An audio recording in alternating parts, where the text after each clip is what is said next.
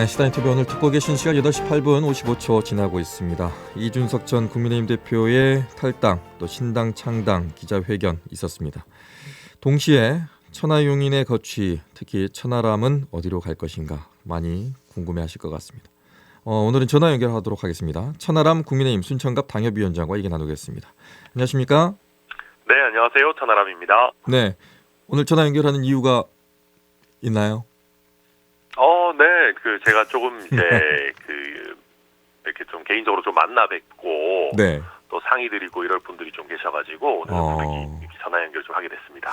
지금 서울인 걸로 알고 있는데 부득이 전화 연결을 해야 되고 개인적으로 만나야 될 사람이라는 게 너무 궁금합니다. 예, 좀 이렇게 이제 아무래도 어제 이제 이준석 대표께서 신당 창당을 공식화했고, 네. 그러다 보니까 아까 이제 오프닝에서도 말씀하셨듯이 제 거취에 대해 가지고도 또 이제 많은 분들께서 궁금해하시고, 네. 또 저도 이런 어떤 제가 어떤 결정을 어느 정도 조속하게 내려야 되지 않겠습니까? 그러다 보니까 또 제가 이제 이렇게 상의도 드리고 제가 결정을 함에 있어가지고 또 논의해야 될 분들이 좀 계셔가지고 네. 그런 분들 좀 만나 뵙고 있습니다. 누굴 만났냐고는 물어보지 않겠습니다. 네. 말 안 할 것 같아서. 현명한 판단이십니다. 네. 하지만 지금 고민을 하고 있고 며칠 안으로는 천하람 당협위원장도 향후에 어디로 갈 것인가에 대해서 본인의 정치적인 진로를 얘기를 하시겠네요. 네, 그래야 될 것 같습니다. 왜냐하면 이게 이제 너무 이렇게 불명확한 상태에 오래 있는 것은 저도 좋지 않다라고 생각하기 때문에 네. 또 어떤 가부간의 결정을 좀 조속히 내려서 말씀드리는 게 맞지 않나 생각합니다. 네. 자, 그거는 저희가 또 기다렸다가 다시 또 초대를 하든가 아니면 이제 전화 연결을 하든가 한번 해보도록 하겠습니다. 네. 두 가지 일이 있었습니다. 국민의힘 내부에 하나는 한동훈 비대위원장이 이제 출발을 했어요. 예, 어떻게 보십니까? 네. 한동훈 비대위를? 우선 한동훈 비대위가 등장해가지고 보수 진영에서 나름대로 또 결집을 하고 약간 이렇게 흥이 난 것은 사실인 것 같습니다. 그래서 그 결과로서 이준석 대표의 탈당과 창당이 상대적으로 한동훈 장관이 없을 때보다 주목을 좀 적게 받은 것 아니냐 이런 시선들도 있고요. 그런데 어떤 그런 정치공학적인 상대 평가와 별개로 저는 한동훈 장관의 취임 일성은 조금 아쉬운 부분들이 있지 않았나 생각합니다. 네. 왜냐하면 사실 이제 비대위원회, 그러니까 비상대책위원회라고 하는 것은 말 그대로 비상 상황이 있을 때 선출되지 않은 비대위원장이 이제 당의 정권을 가지고 와서 당을 정상화시켜야 되는 그런 정말 중요한 상황 아니겠습니까? 네. 보통 그렇다라고 한다면은 왜 당이 비상 상황에 빠졌고 이 비상 상황에서 당을 건져내기 위해 가지고 어떤 역할과 방향성을 설정할 건지 그런 부분들이 좀 더 부각이 돼야 됩니다. 그런데 왜 국민의힘이 선출된 당대표들이 자꾸 이런 식으로 내처짐을 당하고 또 여당임에도 불구하고 또 특히 지금의 더불어민주당이 그다지 잘하고 있지 않다라고 평가받음에도 불구하고 이런 비상 상황에 빠져 있는지에 대한 보다 근본적인 성찰이나 이런 부분들이 조금 아쉽지 않았냐. 사실은 이재명 대표 공격하고 더불어민주당의 문제를 이야기하는 것은 지금까지 국민의힘이 많이 해왔고 국민의힘 대변인들도 할 수 있는 얘기들입니다. 그러다 보니까 한동훈 장관이 조금 더 어떤 근본적인 특히 당정관계 확립이라든지 국민의힘의 어떤 확장성이라든지 이런 부분에 대해서 좀 더 심도 있는 이야기를 해줬다면 좋지 않았을까 생각합니다. 네. 이 자리에서 저랑 인터뷰할 때는 비대위원장이 결정되기 전에 비대위원장의 색깔은 당정을 확실히 구분하고 어떻게든 쓴소리를 대통령에게도 할 수 있는 사람이어야 된다고 얘기를 했는데 거기에는 맞지 않는 비대위원장입니까? 그러니까 이제 한동훈 장관이 비대위원장이 된다라고 했을 때 당내에서 그런 이야기들이 나왔어요. 충성스러운 반대니 아니면은 뭐 그런 것들 있지 않습니까? 그러니까 한동훈 장관이 오히려 대통령과 신뢰관계가 있기 때문에 오히려 더 반대 의견도 낼 수 있을 거다. 이제 그런 기대들이 있었어요. 그리고 한동훈 장관이 대통령과 어느 정도 다른 노선으로 가야 되고 쓴소리로 할 부분 하고 그렇게 해야 된다, 그리고 할 수 있다라고 하는 기대들이 있었는데, 일단 최소 취임 며칠간 지켜보면 그런 부분들이 그렇게 많이 현실화된 것 같지는 않습니다. 오히려 오늘 김건희 여사 특검법에 관한 표결도 있겠습니다만은 이 부분에 대해서도 뭐 총선용 악법이다라는 어떤 기존의 대통령실의 입장과 괴를 같이 하면서 네. 결국 한동훈 장관이 어떤 대통령과 좀 다른 색채를 낼 어떤 공간이나 의지가 별로 없는 것 아닌가. 근데 지금 그렇게 하다 보면 대통령 지지율이라는 것이 30%대의 박스권에 있는 상황에서 확장이 가능할 것이냐. 한동훈 장관의 어떤 뭔가 조금 다르고 세련돼 보이는 이미지만으로 이걸 돌파할 수 있겠느냐라고 하는 우려가 좀 보이는 것 같습니다. 네. 예를 들어서 장관으로서의 한동훈과 정치인으로서의 한동훈과는 운신의 그 폭이 좀 달라질 것 같습니다. 그럼요. 성공할 수 있는 가능성이 얼마 정도 있다고 보십니까? 이제 며칠 안 됐으니까요. 네. 그렇다고 해가지고 그렇게까지 박하게 악담을 하고 싶은 생각은 없습니다. 그렇지만은 아마 이번에 이제 비상대책위원들 선임부터 시작해서 요 초기 며칠간 내놓는 메시지들이 굉장히 중요할 겁니다. 네. 아마 이번 주말, 다음 주 또 주말, 이렇게 해가지고 많은 여론조사들이 발표가 될 텐데, 거기서 유의미한 반등이 일어나지 않는다라고 한다면은 한동훈 장관 체제가 그다지 큰 어떤 반향을 일으키기 어려울 수도 있다. 그래서 저는 한동훈 장관이 오히려 초창기에 좀 대통령보다는 국민의 눈높이에 따라간다. 그리고 물론 이재명 대표가 잘못하는 부분들, 민주당의 모순들을 매섭게 지적하는 부분도 있어야 되겠죠. 그 부분도 있을 수는 있겠지만, 그런 부분들 이상으로, 어떤 상대 정당에 대해서 또, 협상하고, 또, 논의하고, 또 이렇게, 하는 그런 부분들을 더 적극적으로 보여줄 필요가 있지 않나 생각합니다. 네. 자, 그리고 또 하나는 이준석 신당 창당 그리고 얘기가 어제 나왔고 또 탈당도 함께 했습니다. 예. 이준석 신당의 성공 여부는 어떻게 보십니까? 그것은 결국은 국민들의 눈높이에 달려 있는 걸 겁니다. 지금 보면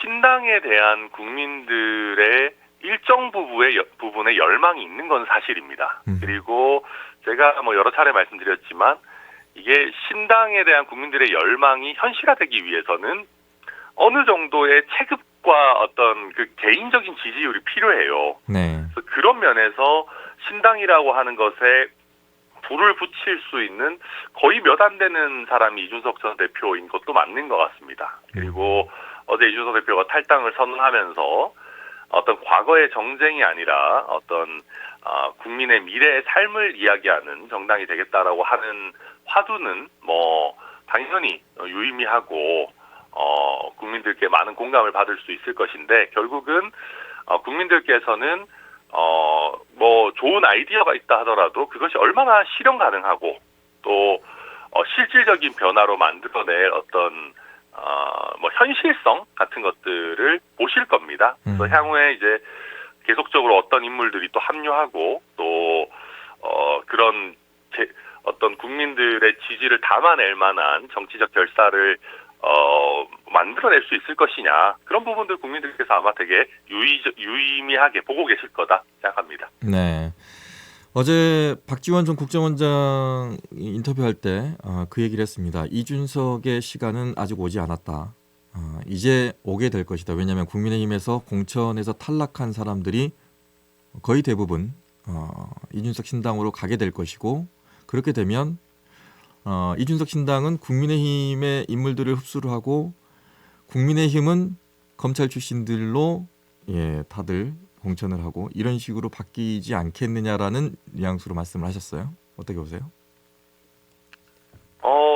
그러니까 저는 근데 이제 뭐 당연히 그런 시나리오도 생길 수 있다라고 봅니다. 그렇지만 이제 그것만 가지고 될 것이냐라고 생각하지는 않습니다. 왜냐하면 우선 공천에 탈락한 의원들만을 모은 정당이라는 것이 국민들께 뭐 그렇게 글쎄요. 그러니까 결국 이제 그것을 뛰어넘는 매력이 있으면서 이제 당연히 기존의 정치 경력이 있는 분들도 일정 부분 합류하는 것들이 있어야 될 겁니다.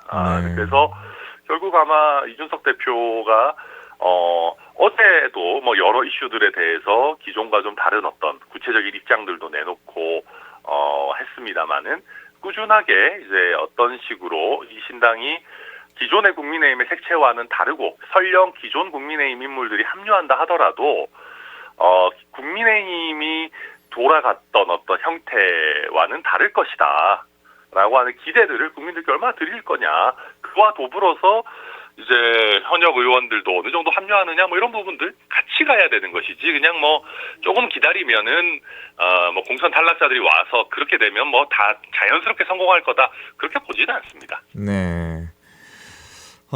일단 국민의힘은 이렇게 생각했던 그 스케줄대로 지금 가고 있습니다. 변수는 없었던 것 같아요. 계속해서 나뉘어지고 있고 또 생각했던 대로 뭐 합류하는 사람들은 합류하고 빠져나갈 사람들은 빠져나가는 것 같습니다. 민주당으로 돌아와 보겠습니다. 민주당 같은 경우에는 어제도 뉴스가 나왔습니다만은 민주당 내 갈등도 보통이 아니어 보입니다. 특히 이낙연 신당 관련해서도 얘기들이 지금 나오고 있는데 이낙연 신당이 나올 수 있다고 보십니까? 이제 사실은 그 이낙연 대표께서 신당에 대해서 굉장히 강력하게 드라이브를 거시다가 최근에는 조금 더 안정적으로 행보를 하는 모습들을 보여주셨습니다. 근데 이제 어제 이낙연 전 대표의 최측근인 분이 이제 대장동 사건과 관련한 뭐 여러 가지 이제 최초 문제 제기에 관해서 말씀을 하셨지 않습니까? 네. 이런 부분들을 보면 제가 느끼기에는 이낙연 전 대표도 헤어질 결심을 하신 것 아닌가라는 부분들이 많이 읽힙니다. 그리고 그렇게 생각한다면은 이낙연 전 대표께서 신당 드라이브를 굉장히 강하게 밟았던 부분들, 사실 평소에 굉장히 신중한 분으로 우리가 알고 있는데 굉장히 강한 드라이브를 걸었던 부분에 대해서도 다소 이해가 되는 것 아닌가 싶습니다. 근데 뭐 아직까지 이낙연 대표께서는 뭐 공식화를 하신 건 아니기 때문에 조금 더 지켜봐야 된다. 뭐 저는 그렇게 생각합니다. 네. 이재명 당대표의 그 대처하는 모습도 다들 이제 지켜볼 것 같습니다. 오늘도 이제 뭐 정세균 도 만난다고 하고 뭐 여러 가지로 이제 어떤 제스처를 보여줘야 될 것 같은데 머리가 아플 것 같아요. 그러니까 이게 참 그 어려운 부분일 겁니다. 이제 그 권력을 쥐고 있는 주류 뭐 입장에서는 적당히 이제 봉합을 하고 싶을 겁니다. 그런데 이제 이낙연 전 대표 같은 경우에는 아까도 말씀드렸지만 지금의 민주당으로는 안 된다라고 하는 그 메시지들을 굉장히 강하게 발산해 놓은 상황이거든요. 네. 그렇다라고 한다면은 봉합을 하려고 해도 명분이 있어야 되는데 지금까지의 이재명 대표의 태도를 보면 뭐 실질적으로 어떤 당내의 통합을 하기 위한 의지가 강해 보이진 않습니다. 사실 당내 통합이라는 게 특별한 게 아니라 주류가 본인의 어떤 권력이나 권한들을 다소 내려놔야 되는 부분들이 있는 것이거든요. 근데 그런 게 아니라 뭐 예를 들면 전직 총리들께 뭐 공동선대위원장을 제안하고 이런 부분들은 사실은 그렇게 큰 의미가 있는 부분들은 아닐 겁니다. 그래서 뭐 한동훈 비대위원장도 이준석 전 대표에 대해서 특별한 어떤 제스처를 취하지 않았는데 지금 이재명 대표가 하시는 걸 봐도 잡으려고 하는 의지가 그렇게 강하지는 않은 거 아닌가. 저는 뭐 그렇게 보여집니다.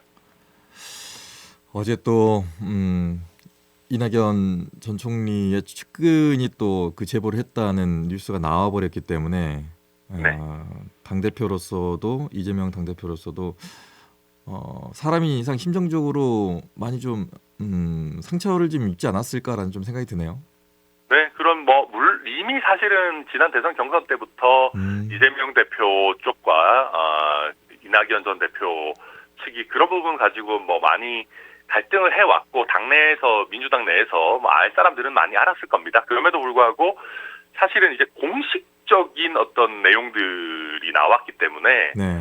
이재명 대표 입장에서도 이낙연 전 대표 잡는데 쉽지 않을 겁니다. 왜냐하면 지금 소위 개딸이라고 하는 이재명 대표 측 지지자들도 아니 저렇게까지 피해를 입힌 세력에 대해서 왜 우리가 뭐 권력을 나누고 뭐 통합을 하고 해야 되느냐라는 반발이 더 거세질 것이기 때문에 이재명 대표 입장에서도 그다지 필요성을 많이 느끼지 않을 거다. 저는 그렇게 예상합니다. 네.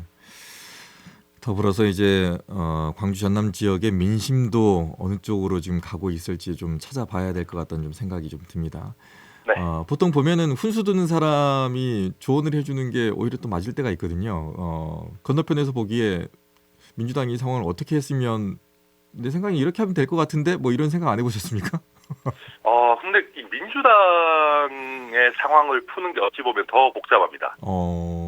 이게 이제 왜냐하면은 지금 소위 민주당에 있는 비명계 의원들에 대해서 이재명 대표가 뭐 공천을 무조건 컷오프를 시켜서 탈락시켜버리겠다 이런 상황까지는 아니거든요. 네. 근데 문제는 비명계 의원들 입장에서 컷오프를 당하지 않는다 하더라도 소위 이재명 대표의 극성 지지층인 이제 개딸들에 의해서 이제 공천 탈락이 경선했을 때 이제 일방적인 투표가 이루어져서 본인들이 탈락할 수 있다라고 하는 걱정들이 있는 건 아니겠습니까? 근데 그거를 당대표 입장에서 온전하게 없애주기는 쉽지 않은 부분입니다. 네.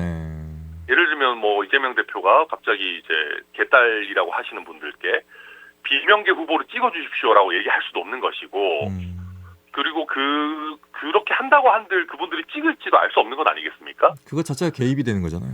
예. 그리고 또 당연히 뭐 우리가 친명 비명을 나눠서 그렇지만 뭐 중립적 성향의 후보도 있을 것이고 뭐 그분들에게 불이익을 준다는 것도 사실 굉장히 어색한 상황이기 때문에 지금 이재명 대표 입장에서도 사실은 운신을 할 수 있는 공간이 많지 않고 결국 이재명 대표가 할 수 있는 것이라고는 내려오는 겁니다.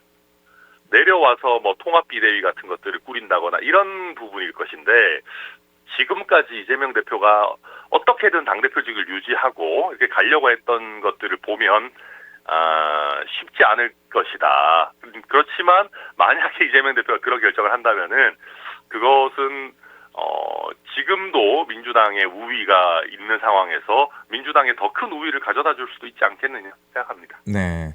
한 30초 남았습니다. 오늘 이제 고정 코너로 하는 것은 이제 마지막 방송이거든요. 그동안 함께 즐거운 시간이었었는데 끝으로 한 말씀 해주세요. 네. 제가 사실 그 광주 전남에 계시는 우리 많은 청취자분들께 이렇게 많이 소통하고 매주 이렇게 말씀드릴 수 있어서 너무 영광입니다. 그래서 선거철이 다가왔기 때문에 아쉽게 이렇게 지금은 하차하지만 뭐 이렇게 좀 비정기적으로 또 인사드리고 선거 끝나고 나서도 기회가 된다면은 다시 고정으로 내지는 자주 인사드릴 수 있도록 하겠습니다. 너무 감사했습니다. 고맙습니다. 네, 감사합니다. 네. 언제 어디서나 내 손 안의 뉴스. 광주 MBC 뉴스 유튜브 구독으로 함께하세요.